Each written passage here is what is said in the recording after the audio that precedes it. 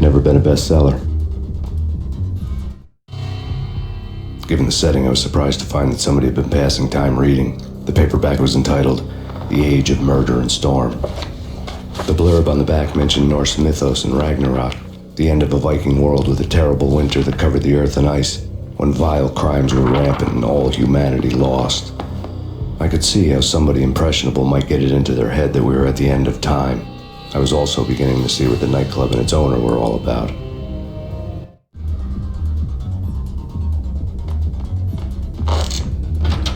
There he is!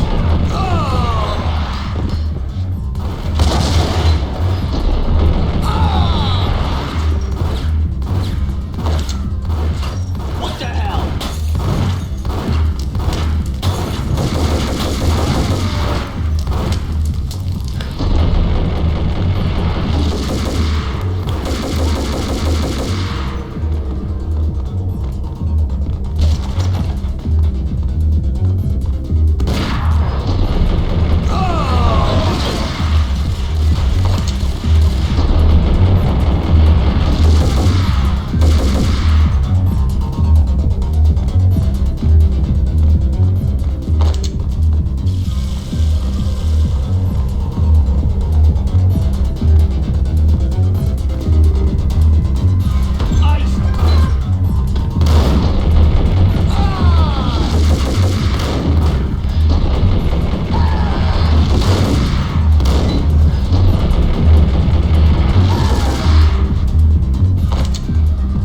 Books on the occult had been piled on the table. The room was stacked with light reading, such as Necronomicon, Witchcraft, and Paradise Lost. Old exotic titles like Malleus Maleficarum and De Umbrarum Reini Novum Portus. Books with pentagrams on their covers, all dealing with the occult and the infernal, lying between stacks of horror videos and a couple of Ouija boards. The only thing I could take seriously was the thought of Lupino taking it seriously. He had been spending a lot of time getting intimate with the guy downstairs.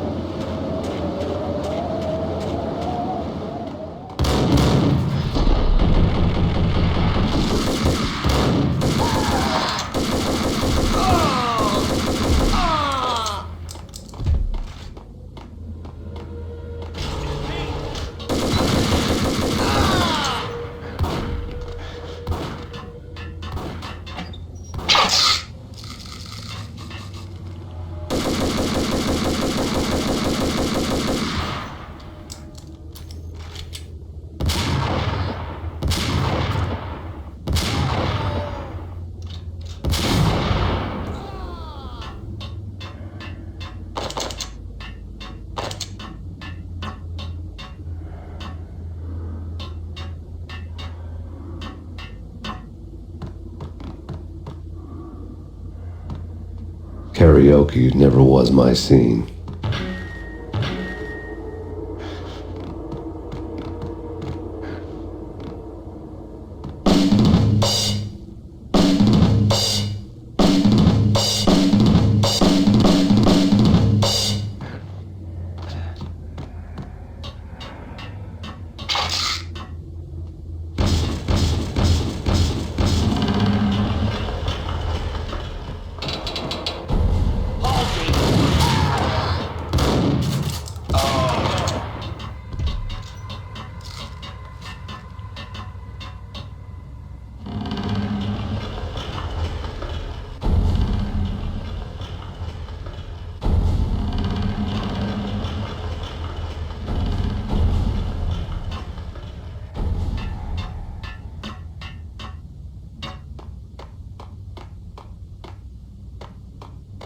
Hey!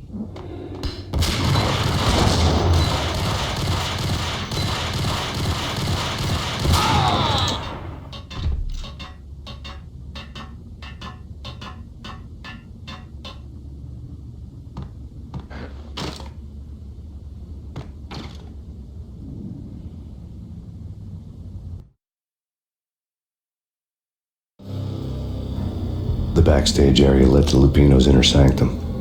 The hot air inside was like an invisible wall, thick with incense and something else, a sickly sweet smell that made you gag. This was the rotten core of the Big Apple. Lupino lurked somewhere ahead, like a spider at the center of his web, waiting. The vapors in the air started to make my head swim. Torn pieces of a letter lay scattered on the sofa.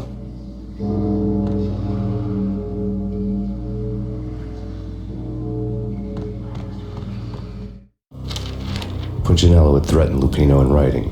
The note had been torn to pieces, bloody fingerprints all over them. Don't want you to think that one of my boys is not playing with a full deck. Shape up, Jack. We are running a business here. I'd hate to send the trio to strong-arm you.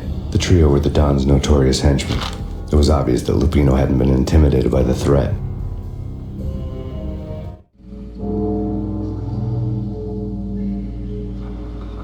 Lupino's notes covered the table.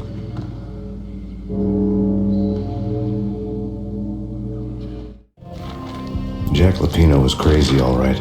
The table was scattered with notes of demented arcane nonsense written in rusty blood, a mishmash list of demons, devils, and dark gods evoked. Beelzebub, Asmodeus, Baphomet, Lucifer, Loki, Cthulhu, Lilith, Hela, blood given to you all. He was after that old Faustian deal, your soul for power and fortune. Just sign on the dotted line with your blood. Lupino's notebook lay on the pedestal. Jack Lupino was crazy, all right. Mythic wolves, let loose to devour the sun and the moon. Lupino is the wolf. I'm Mr. Beast, the big bad Fenris wolf.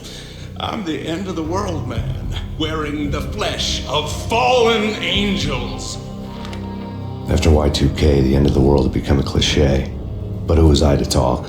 A brooding underdog avenger alone against an empire of evil, out to right a grave injustice. Everything was subjective. There were only personal apocalypses. Nothing is a cliche when it's happening to you. The flesh of fallen angels! Come to me all! Astaroth, Beelzebub, Asmodeus, Baphomet, Lucifer, Loki, Satan, Cthulhu, Lilith, Hela! Blood to you all! Secret, living under the skin of reality. I've seen it, the corruption of flesh. Oh,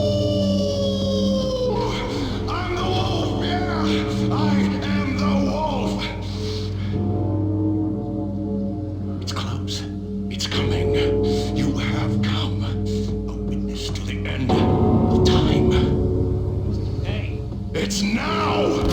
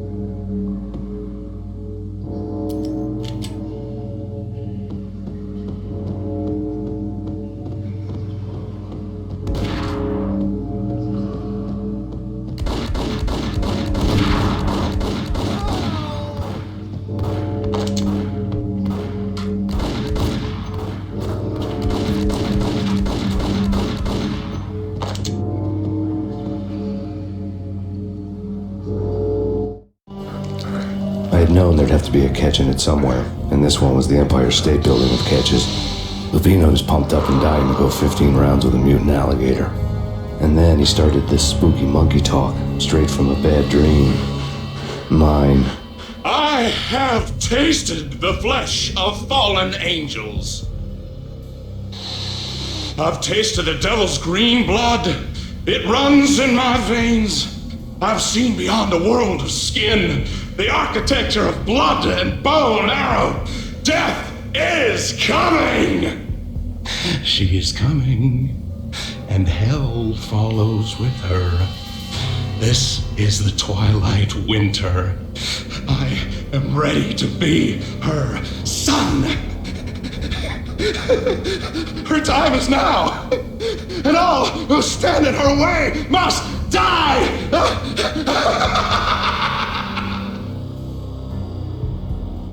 Die! You'll die! You'll die! Now! All die!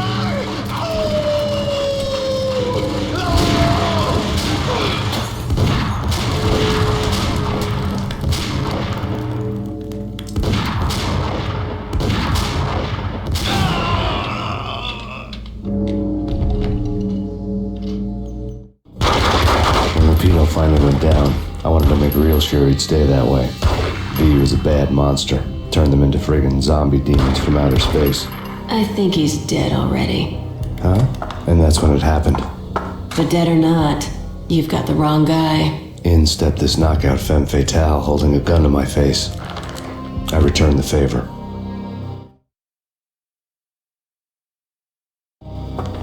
Lisa Punchinello. Lisa Punchinello was the Don's wife. Mona Sachs, Lisa's evil twin. Your safety's off, evil twin. You might hurt someone with that gun of yours. Lisa's the damsel in distress. I'm the professional. I'd blow you away without batting an eye. Sure, and you can check out my credentials splattered all over this joint. Jack couldn't have framed you, not the state he was in. We're after the same slime bag. Angelo Punchinello's the one who murdered your friend and framed you with it. You know this for a fact. I've got my sources. I don't have a clue these days. I just shoot them as they come. Who put a contract on the Archfiend? This one's mine. I hate the guts of that sadistic wife-beater. Why not pool our bullets for this one? I thought you'd never ask. My finger was starting to twitch. How do you like your whiskey? I'm easy, as long as you don't try to slip me a Mickey. You're a real angel, Max. It was good stuff. Tasted sweet as honey going down. Nothing personal. Can't risk you going berserk and getting Lisa killed.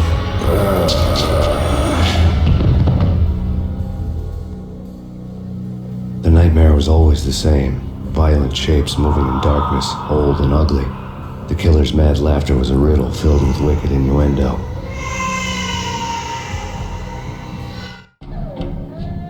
Somewhere, the baby was crying.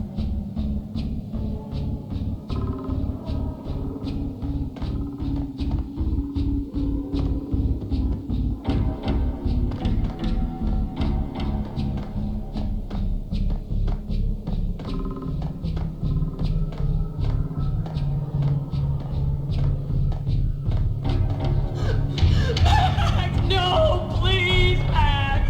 Why? I didn't mean to. I'm sorry.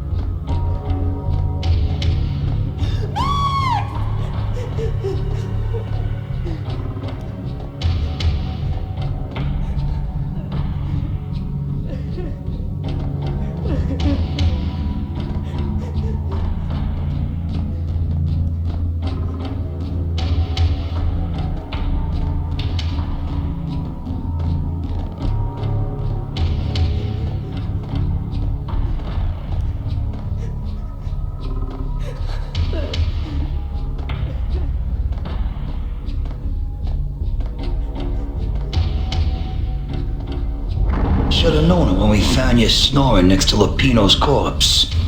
A comedian, huh?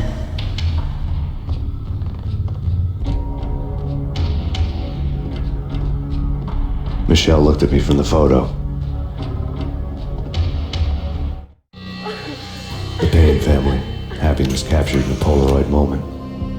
I had thought it would last forever, till death do us part. I didn't want to think about it. As long as I didn't, it could never happen. But I had broken my own rule. The thought had already slipped in. Fear was rusty needles poking at my brain. Cold and scaly, it slithered down my chest. The pictures were filled with good old times.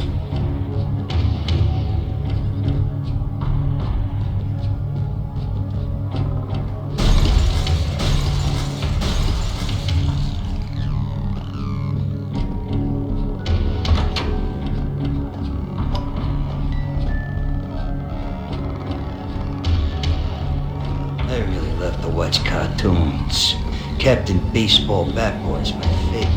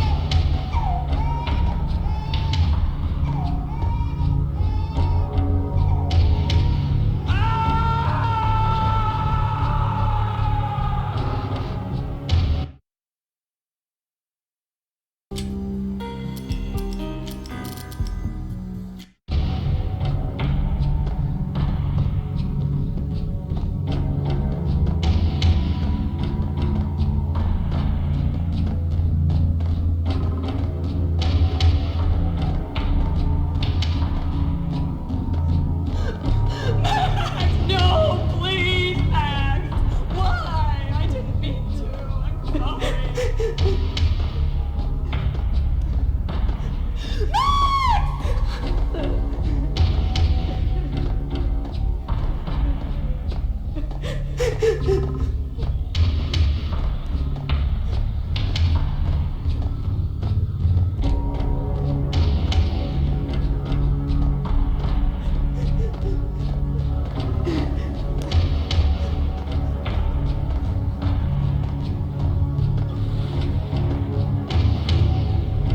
Should've known it when we found you snoring next to Lupino's corpse. A comedian, huh? The pictures were filled with good old times.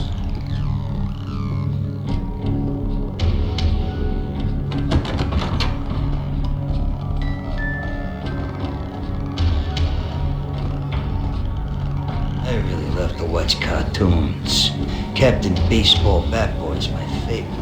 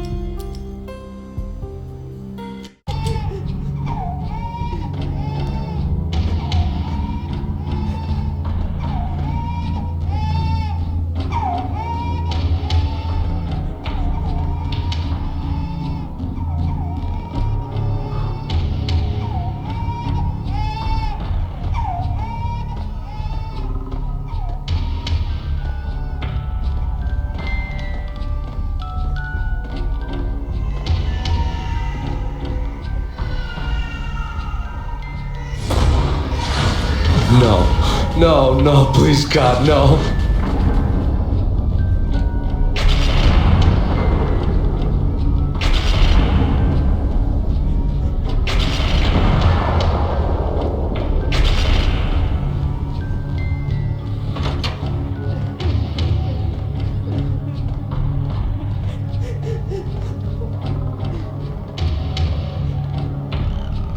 Slice him, dice him, shoot him full of holes, blow him to bits, vaporize him, disintegrate him. No matter what you do, they'll still be back good as new.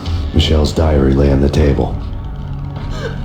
Max, no, please, Max. Why? I didn't mean to. I'm sorry.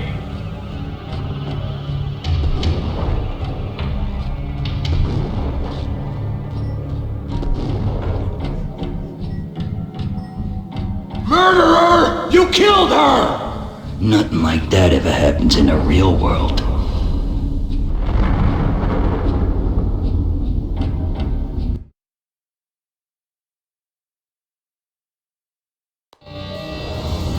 I woke up in a bad dream. My head felt 2 sizes too small for my brain, Max Payne. I envy your name. and the killer was smiling. Pleased to meet you. I'm Frankie the Bat Niagara. Niagara, as in you cry a lot? He had a baseball bat and I was tied to a chair. Pissing him off was the smart thing to do.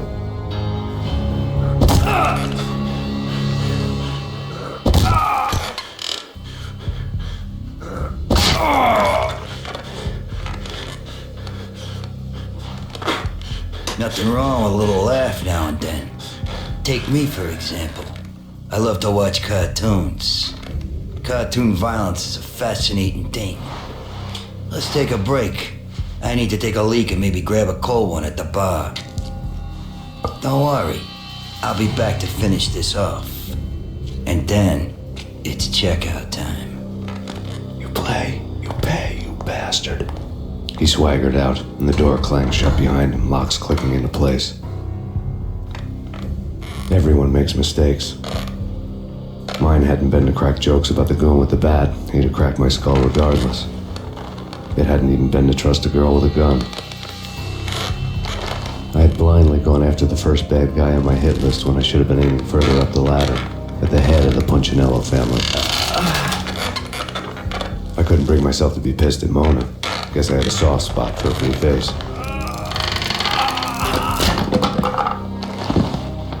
But when somebody decides to play baseball with your head, you tend to get sore. They had dragged me back to the basement of Lupino's hotel. I was beaten, bruised, and blue. I felt like the chair I had broken to get free.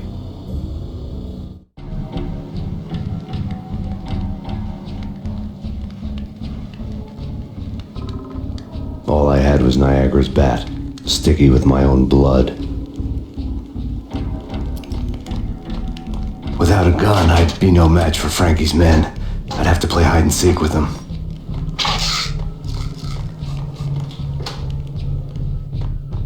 It's Frankie's turn. We'll take care of it. It's Hogan. There he is.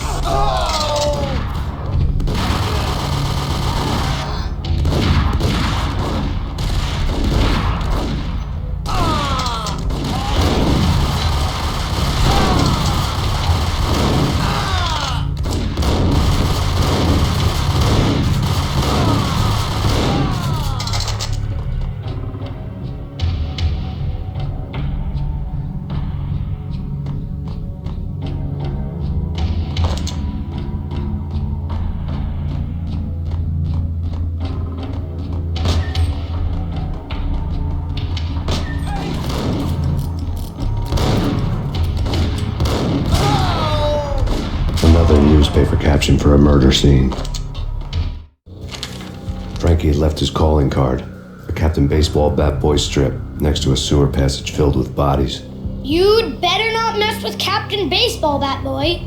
Even my arch enemy, Bicycle Helmet Girl, swoons at the sight of me. Aha!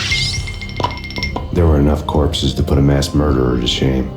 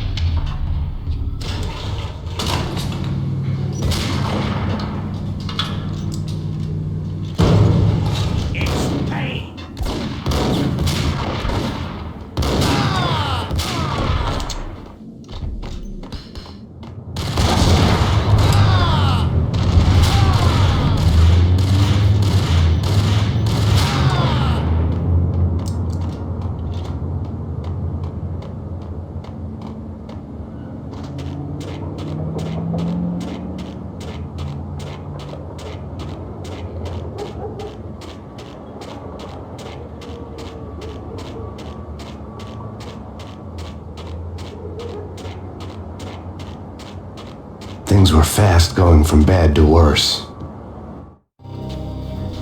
The men in blue had come and gone. They had decorated the place with chalk outlines and tied it together with yellow tape. The cops who had stayed behind were dead.